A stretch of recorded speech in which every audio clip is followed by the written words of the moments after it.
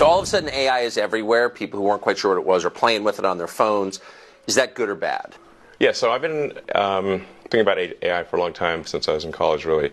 It was one of the things that, the sort of 4 or 5 things I thought would really affect the future dramatically. It is fundamentally profound in that the smartest creatures, as far as we know, on this earth are humans, is our defining characteristic. Yes. We're obviously weaker than, say, chimpanzees, and less agile, but we are smarter.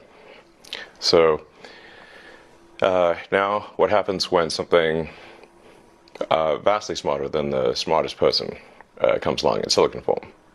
It's very difficult to predict what will happen in that circumstance. It's called the singularity. It's a singularity like a black hole, because you don't know what happens after that. It's hard to predict. So I think we should be cautious with AI, and I think there should be some government oversight, because it affects it's a danger to the public. And so when you have things that are a danger to the public, like, let's say, so food and drugs. That's why we have the Food and Drug Administration, right, and the Federal Aviation Administration, the FCC.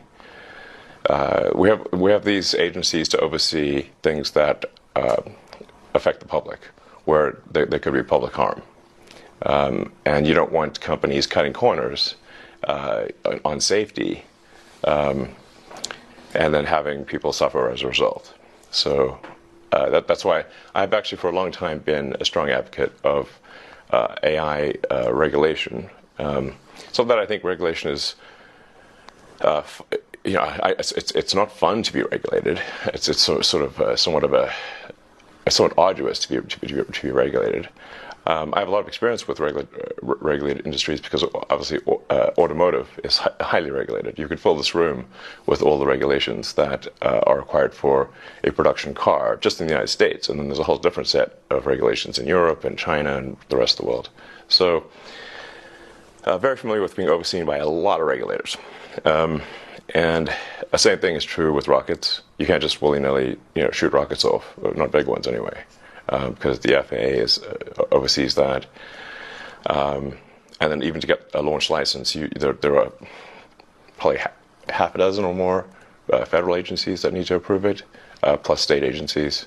So I've been through so many regulatory situations; it's insane. And sometimes people think I'm some sort of like regulatory maverick that sort of defies regulators on a regular basis, but this is actually not the case. Once in a blue moon, rarely I will disagree with regulators, but the vast majority of the time, my companies agree with the regulations and comply.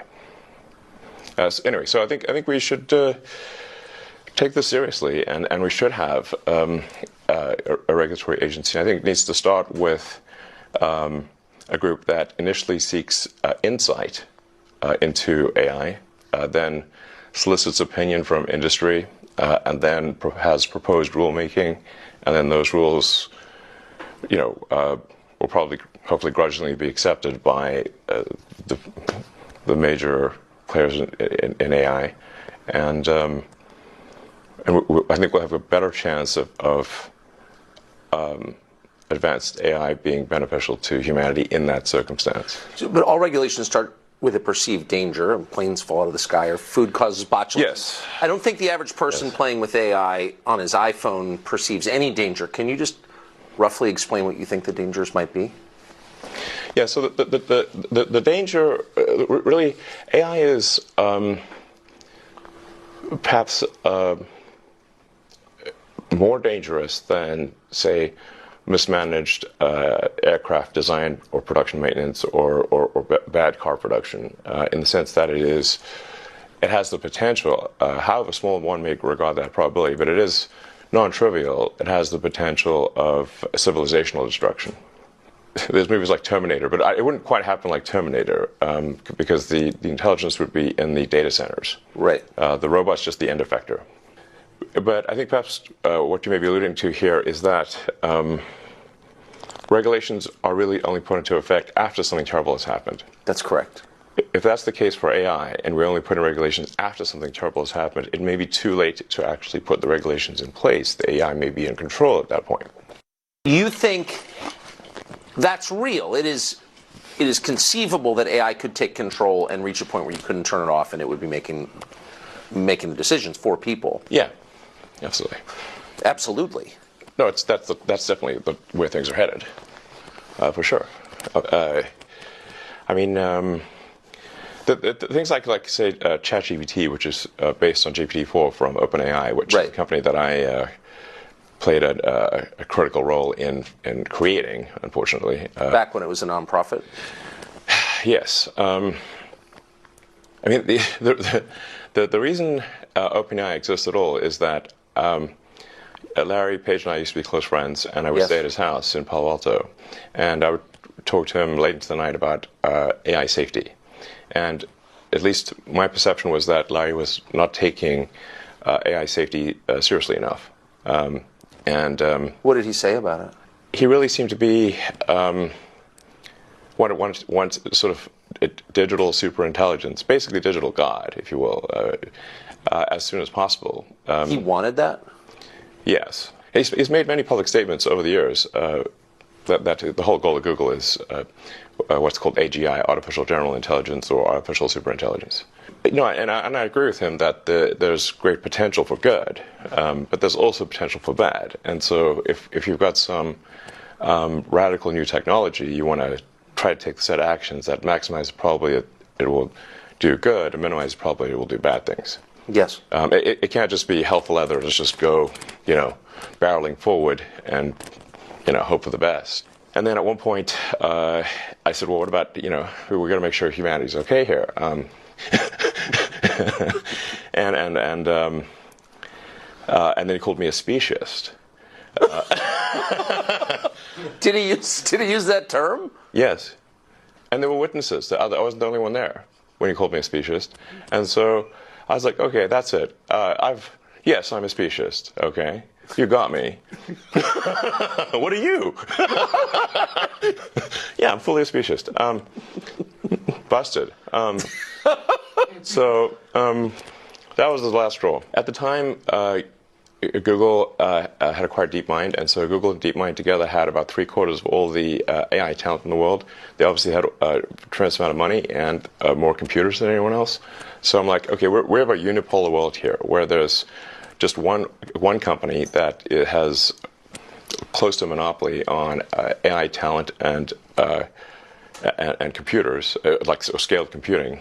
And the person who's in charge doesn't seem to care about safety. This is not good. So then I thought, what's the furthest thing from Google would be like a nonprofit that is fully open, because Google was closed for profit. So that's why the open in OpenAI refers to open source, transparency, so people know what's going on. Yes. And that we don't want to have like while I'm normally in favor of for-profit, we don't want this to be sort of a profit-maximizing demon from hell. That's right. That just never stops. Right. So that's how OpenAI was. So you want speciesist incentives here, incentives that. Yes, I think we want pro-human. Yeah. Let's make the future good for the humans. Yes. Yes, because we're humans. So can you just put it? I keep pressing you, but just for people who haven't thought this through and aren't familiar with it, and the cool parts of artificial intelligence are so obvious. Write your college paper for you, write a limerick about yourself. Yeah. Like, there's a lot there that's fun and useful. But can you be more precise about what's potentially dangerous and scary? Like, what could it do? What specifically are you worried about? Okay, going with old sayings, the pen is mightier than the sword. So if you have a super intelligent AI that is capable of writing incredibly well and in a way that is very influential, convincing, and is constantly figuring out what is more convincing to people over time, and then enters social media, for example, Twitter, but also Facebook and others, and potentially manipulates public opinion in a way that is very bad. How would we even know? What's happening is they're training the AI to lie. Yes. It's bad. To lie. That's exactly right. And to withhold information. To lie and Yes, yeah, exactly. To either comment on some things, not comment on other things, but not to say what the data actually demands that it say. Exactly. How did it get this way? I thought you funded it at the beginning. What happened? Yeah, well, that would be ironic. But the most ironic outcome is most likely, it seems. I'm stealing that. That's good. That's actually a friend of mine, Jonah, came up with that one. I actually have a slight variant on that, which is the most entertaining outcome is the most likely. But that's entertaining as viewed from a third-party viewer. Right. Like, so if we're like an alien from TV on show. High. Yes. Yeah. Like you could go see a movie about World War I, and they're being blown to bits and they're gassed and everything in the trenches, and it's like you're eating popcorn and having a soda. It's fine. Not so great for the people in the movie. True. This sort of Occam's razor, the simplest explanation is most likely. Jonah's variant, which is irony, and then my variant, which is the most entertaining as seen by a third-party audience, which seems to be mostly true. But it seems true in this case. So you gave them, did you give them a lot? I came up with the name and the concept and pushed, had a number of dinners around the Bay Area with some of the people, the leading figures in AI. And I helped recruit the initial team. In fact, the Ilya Sutskever, who was really quite fundamental to the success of OpenAI,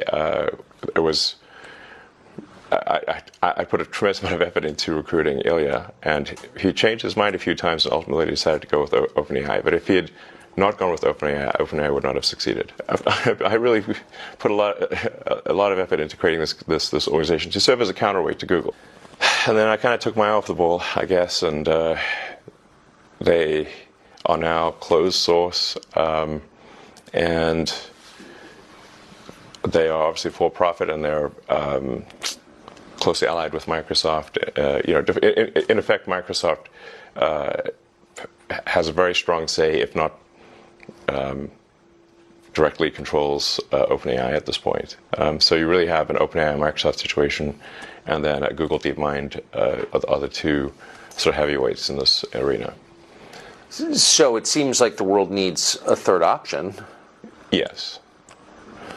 So I think I will create a third option, although it's starting very late in the game, of course. Can it be done? I don't know. I think we'll see. It's definitely starting late, but I'll try to create a third option, and that third option hopefully does more good than harm. Like the intention with OpenAI was obviously to do good, but it's not clear whether it's actually doing good or whether it's.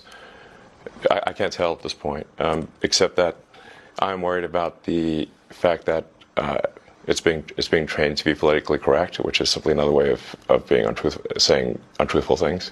Yes. So that's a bad sign. There's certainly a path to AI dystopia is to train an AI to be deceptive. So yeah, I'm going to start something which I know you could call TruthGPT, or a maximum truth-seeking AI that tries to understand the nature of the universe. And I think this might be the best path to safety, in the sense that an AI that cares about understanding the universe it is unlikely to annihilate humans, because we are an interesting part of the universe. Hopefully, they would think that. I think it would, because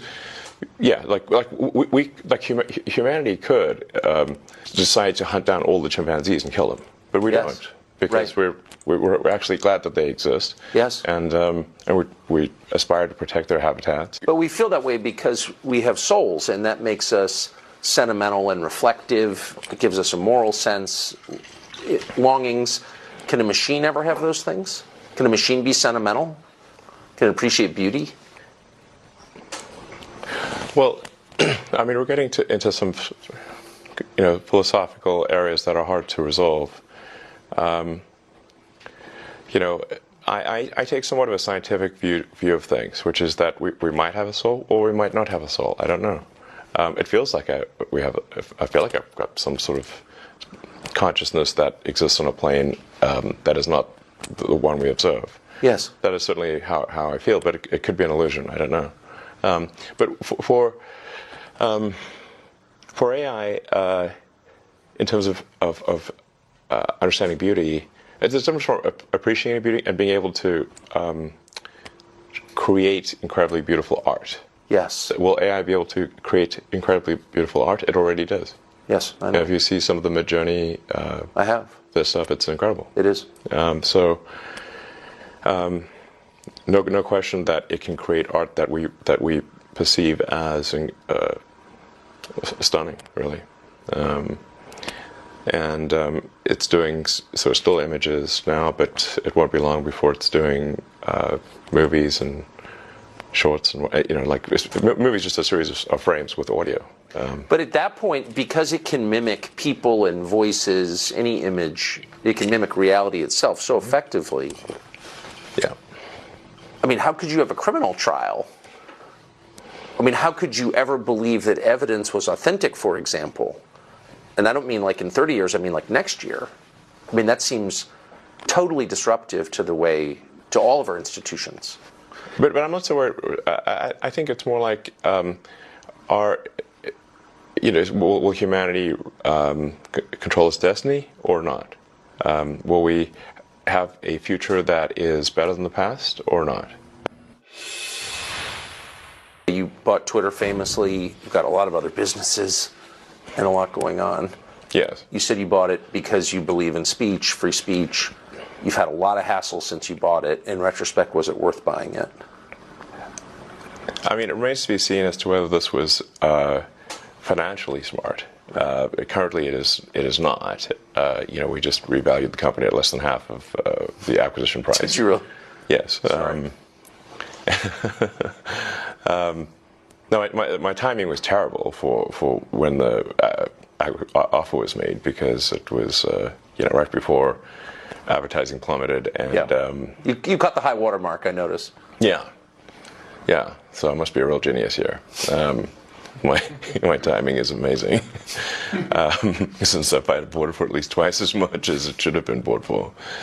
But some things are priceless, and so whether I lose money or not, that is a secondary issue compared to ensuring the strength of democracy, and free speech is the bedrock of a functioning democracy. Yes. And the speech needs to be as transparent and truthful as possible. So we've got a huge push on Twitter to be as truthful as possible. We've got this community notes feature, which is great. It is great. It is awesome. Yeah. And it's like, I saw it this morning. Yeah. It was far more honest than the New York Times. It's great. Yeah. We put a lot of effort to ensuring that community notes does not get gamed or have biases. It is simply cares about what is the most accurate thing. And sometimes truth can be a little bit elusive, but you can still aspire to get closer to it. Yes. And so, and I think the effect of community notes is more powerful than people may realize, because once people know that they could get noted, community noted on Twitter, then they'll think more carefully about what they say. They are likely. It's an encouragement to be more truthful and less deceptive. When you jumped into this, though, when you bought it, did you understand? Well, clearly you understood its importance. You wouldn't have bought it. Twitter, yes. Right. But it's not the biggest, but it's the most important of the social media companies. But did you understand the kind of ferocity you'd be facing, the attacks you'd be facing from power centers in the country? I thought there'd probably be some negative reactions, yes. So I'm sure everyone would not be pleased with it. But at the end of the day, if the public is happy with it, that's what matters. And the public will speak with their actions. If they find Twitter to be useful, they will use it more. And if they find it to be not useful, they will use it less. If they find it to be the best source of truth, I think they will use it more. Now there's obviously a lot of organizations that are used to having sort of unfettered influence on Twitter that no longer have that. Well, you stripped the New York Times of their badge this morning, and then you called them diarrhea. You called them. You did. I'm just quoting you. You described their Twitter feed as diarrhea. I said it was the Twitter equivalent of diarrhea. Okay, it's not literally diarrhea, but no, it's it's a metaphor, but an accurate one. So, I mean, if you look at the at NY Times Twitter feed, it's unreadable. It's like because what they do is they tweet every single article, even the ones that are boring, even ones that don't make it into the paper. So it's just nonstop, zillion tweets a day with no. They really should just be saying like, what are the top tweets? Yes. You know, like, what are the big stories of the day? I don't know. Put out like 10 or something. You know, so some number that's manageable. As opposed to right now, if you were to follow at NY Times on Twitter, you're going to get barraged with like hundreds of tweets a day. Yeah. And your whole feed will be filled with NY Times. So. This is something I would recommend actually for all publications, which is for your primary feed, only put out your best stuff. I think I know a thing or two about how to use Twitter because I was the most interacted with account on the whole system before the acquisition, before the acquisition closed. I didn't have the most number of followers, but I had the most number of interactions, and so I clearly know something about how to use Twitter. You know, people's attention is limited, so just make sure you put the stuff that's most important there. So because, you and people like you do interact on Twitter, it's obviously enormously powerful in shaping public opinion. It's where a lot of ideas and trends are incubated. Yeah. That's why you Absolutely. bought it. It's also a magnet for intel agencies from around the world. And yes. One of the things we learned after you started opening the books is that they were exerting influence from within Twitter. I mean, it was absurd. Did you know that going in? No. Since I've been a heavy Twitter user since 2009, it's sort of like I'm in the matrix. I mean, I can see like do things feel right? Do they not feel right? What tweets am I being shown as recommended? I get a feel like what accounts are making comments. Where are the comments eerily similar? Yeah. And then you look at the account, and it's just obviously a fake photo, and it's just obviously a bot cluster Yes. over and over again. So I started to get like just more and more uneasy about the Twitter situation. I was starting to feel like something's wrong in the state of Denmark here. There's something feels wrong about the platform. It seemed to be just drifting in a. I couldn't place it exactly. Just it felt like it was drifting in a bad direction. So then I was like, and my conversations with the board and management seemed to confirm my intuition about that. But basically, I was convinced these guys do not care about fixing Twitter, and I had a bad feeling about where I was headed based on the conversations I had with them. So then I was like, you know what, I'll try acquiring it and see if acquiring it is possible. Now, I didn't have enough cash to acquire it, so I would need support from others, from some of the existing investors. I would also need like a lot of debt, and so it wasn't clear to me whether an acquisition would succeed, but I thought I would try. And ultimately, it did succeed. Anyway, here we are. But when you got there, and all of a sudden you own it, and all the data on the servers belongs to you. And well, it belongs to the people, in my view, but yes. But you can see what it is, and you can see what they've been doing, and you can see who's been working there. You were shocked to find out that various intel agencies were affecting its operations? The degree to which various government agencies had effectively had full access to everything that was going on Twitter blew my mind. I was not aware of that. Would that include people's DMs? Yes. Yes, because the DMs are not encrypted.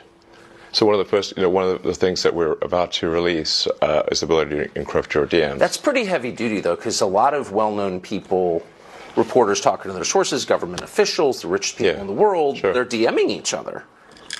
And the assumption, obviously it was incorrect, but was that that's private, but that was being read by various governments? Yeah, that seems to be, yes. It's scary. Yes, it is. Like I said, we're moving to have the DMs be optionally encrypted. I mean, there's like a lot of DM conversations which are, just chatting with friends. It's not important. Of course. It's hopefully coming out later this month, but no later than next month, is the ability to toggle encryption on or off. So if you are in a conversation you think is sensitive, you can just toggle encryption on, and then no one at Twitter can see what you're talking about. they could put a gun to my head, and I couldn't tell. I couldn't. That's sort of the gun to the head test. If someone puts a gun to my head, and can I still not see your DMs? That's the acid test. Yes. And that's how it should be if you want your. Have you had complaints from various governments about doing this? I haven't had direct complaints to me. I've had sort of like some indirect complaints. I think people are a little concerned about complaining to me directly in case I tweet about it.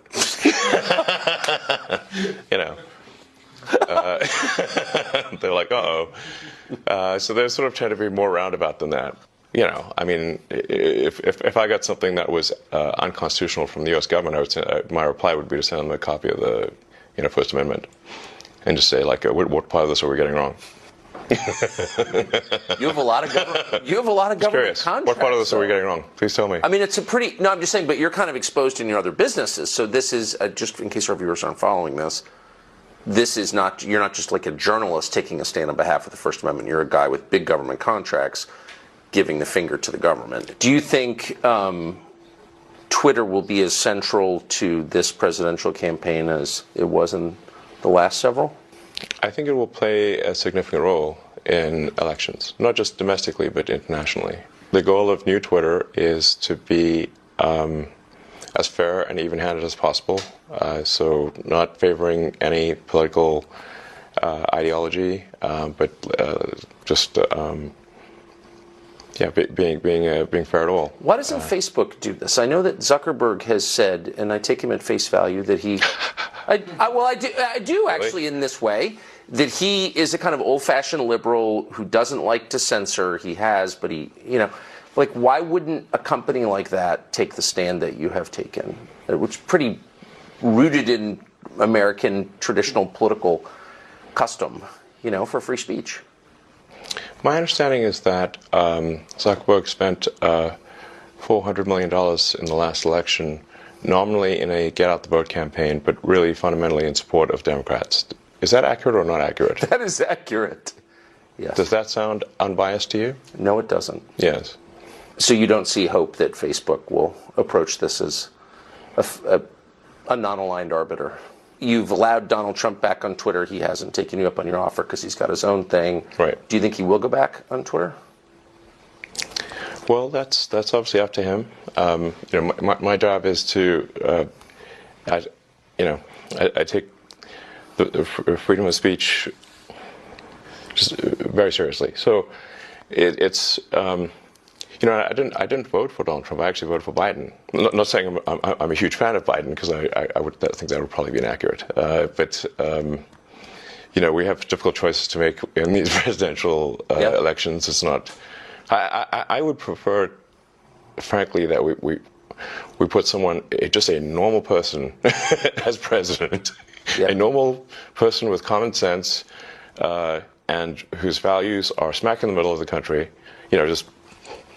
Center of the normal distribution, and I think that would be great. I think we have made maybe being president not that much fun, to be totally frank.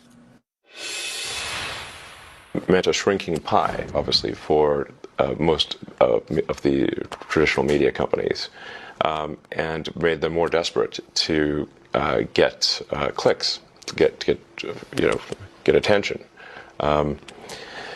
And it's made them, when they're in sort of a desperate state, they will then tend to really push headlines that get the most clicks, whether those headlines are accurate or not.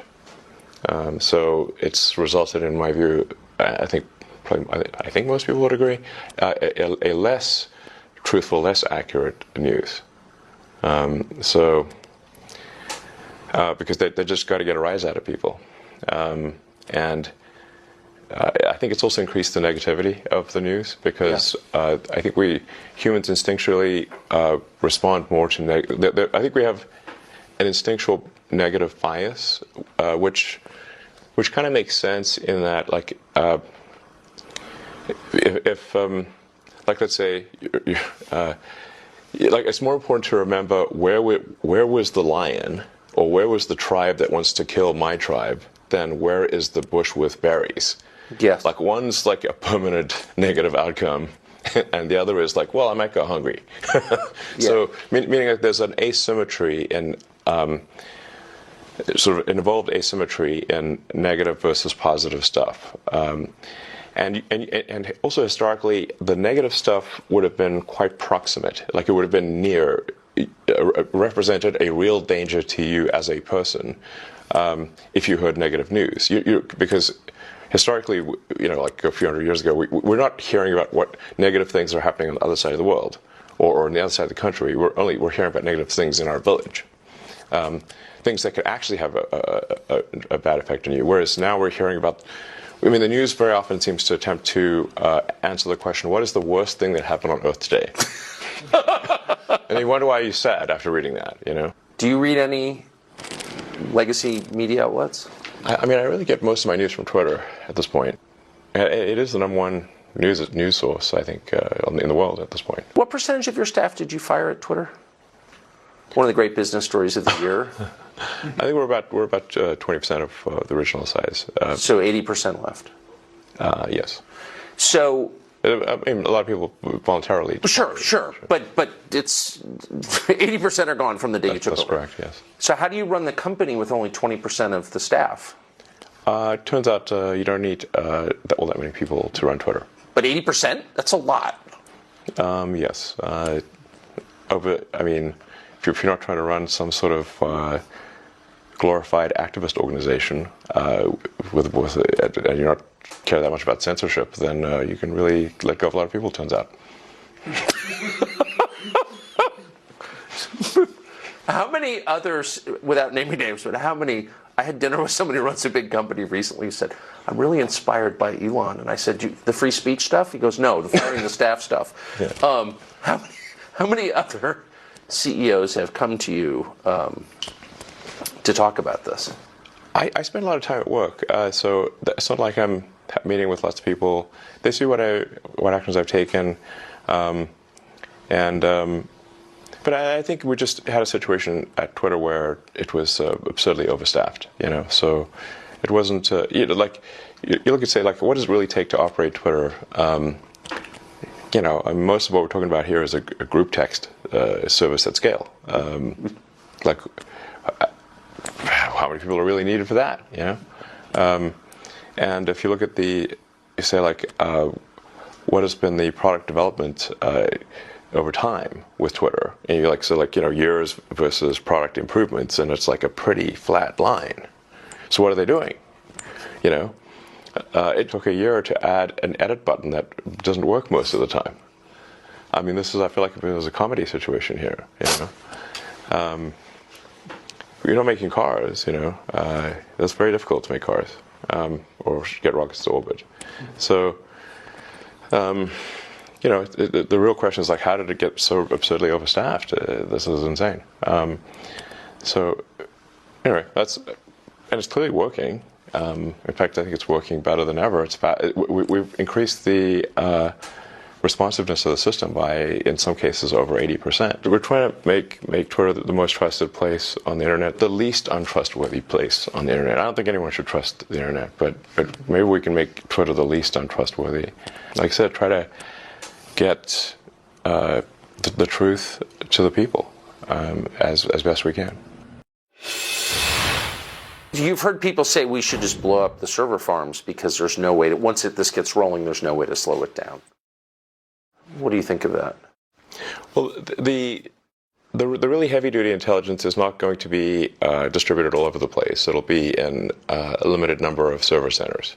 If you say very sort of deep AI, heavy-duty AI, it's not going to be in your laptop or your phone. It's going to be in a situation where there's like 100,000 really powerful computers working together in a server center. So it's not like subtle, and there are a limited number of places where that can happen. In fact, you can just look at the heat signature from space, and it'll be very obvious. I'm not suggesting we go and blow up to server centers right now, but there may be it may be wise to have some sort of contingency plan where the government's got an ability to shut down power to these server centers. Like, you don't have to blow it up; you can just cut the power.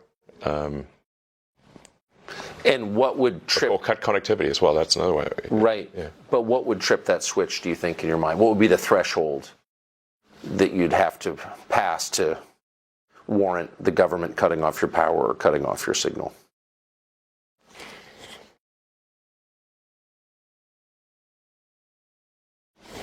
Well, I mean, I guess if we lost control of some super AI, like for some reason, like the things that would normally work to do a passive shutdown, like the administrator passwords, if they somehow stop working, where we can't slow down or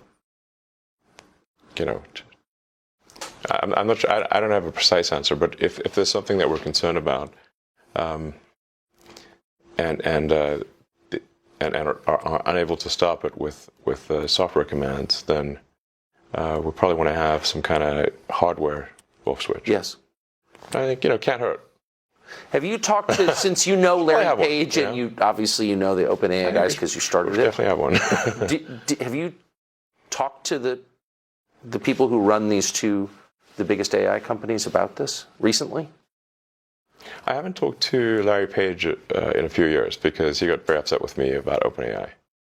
So when OpenAI was created, it did shift things into it from a unipolar world where Google and DeepMind controlled, like I said, 3/4 of all the AI talent, to where there's now sort of bipolar world, or OpenAI and Google DeepMind, and and now weirdly, it seems OpenAI is maybe ahead. So I have had conversations with the OpenAI team and Sam Altman. I haven't talked to Larry Page because he doesn't want to talk to me anymore for a few years. Can I ask you just about, since you've been around a lot of this, the thinking? So why would anyone not be a speciesist, be human-centered in his thinking about technology? Like, what's the thinking there? I think what he's trying to say is that, if I were to guess, that all consciousness should be treated equally, and whether that is digital or biological. And you disagree? I disagree, yeah. Especially if the digital consciousness, or whatever you want to call it, digital intelligence, decides to curtail the biological intelligence. Right. So you're just building your own slave master, and why would you do that? Doesn't sound great. Yeah, I mean, we should at least, no need to rush, Look, what's the hurry? Where's the fire? Tell us about the hurry. So I know you've been talking about this for years, and on the sort of the periphery of our attention, we've heard Elon Musk talking about AI. But for most people, it's been like 3 months since they've had any interaction with this at all. So what's the timeline here? At what point does it start to really change our society, do you think? I think it starts to have probably an impact this year. GPT-4, now it's like writing poetry. And pretty decent poetry, actually. Pretty decent. Its skill at rhyming is incredible. Yes. Yes. And it's coherent. Yes, it is. It's even got a narrative. Yes, that's right. Yeah. So you could say that's hard to do. Like most humans can't do that. That's true. So it's already past the point of what most humans can do. Most humans cannot write as well as ChatGPT. And they certainly, and no human can write that well, that fast, as to the best of my knowledge. So maybe Shakespeare. How can you have a democracy with technology like that? I mean, if democracy is, government by the people, each person's vote is equal to every other person's vote. I mean, and people are choosing their votes freely. Can you have a democracy with this? Well, that's why I raised the concern of AI being a significant influence in elections. And even if you say that AI doesn't have agency, well, it's very likely that people will use the AI as a tool in elections. And then, if the AI is smart enough, are they using the tool, or is the tool using them? So I think things are getting weird, and they're getting weird fast. So you've seen a couple regional bank collapses. Yeah. And we've been told that's not a big deal. that these are isolated and each one collapsed for unique reasons. It's not systemic in any sense. What's your sense of the stability of the American banking system? Well, it's actually at this point a global banking system problem. It is. So the we have a situation here where it's not that the canary in the coal mine has died, but the miners are starting to die too. So Silicon Valley Bank collapsing overnight is one hell of a big canary. It's more like a turkey. I mean, it's not like some small fry thing. I think that there is a serious danger with the global banking system. There's a strong argument that if you were to actually mark to market the portfolios of the banks, the loans and whatnot, that the entire banking industry would have negative equity. It feels that way. Yes. So if you look at, say, commercial real estate, like offices and whatnot, the whole work from home thing has substantially reduced office usage in cities around the world. I think San Francisco is at 40% off. And San Francisco is like an extreme example, but I think it's on 40% vacancy. Even New York has. I think almost all cities at this point have record vacancies in commercial real estate. So now, the commercial real estate used to be something that was a grade A asset. That if a bank had commercial real estate holdings, those would be considered the highest security, some of the safest, assets you could have. Now that is not the case anymore. One company after another is canceling their leases or not renewing their leases, or if they go bankrupt, there's nothing for the bank who owns that real estate to go after because they're previously strong company now dead. What do you go after at that point? So we really haven't seen the commercial real estate shoe drop. That's more like an anvil, not a shoe. So the stuff we've seen thus far actually hasn't even. It's only slightly real estate portfolio degradation, but that will become a very serious thing later this year, in my view.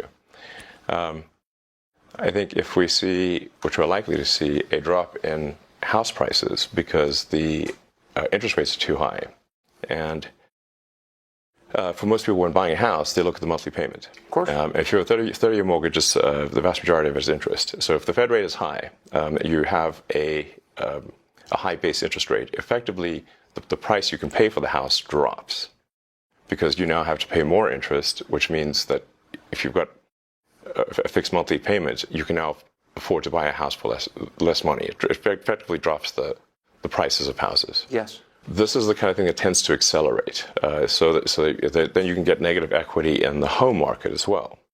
And so if banks end up having loan losses in both their commercial and, well, they're definitely going to have loan losses in their commercial portfolio, but also in their mortgage portfolio, this is a dire situation.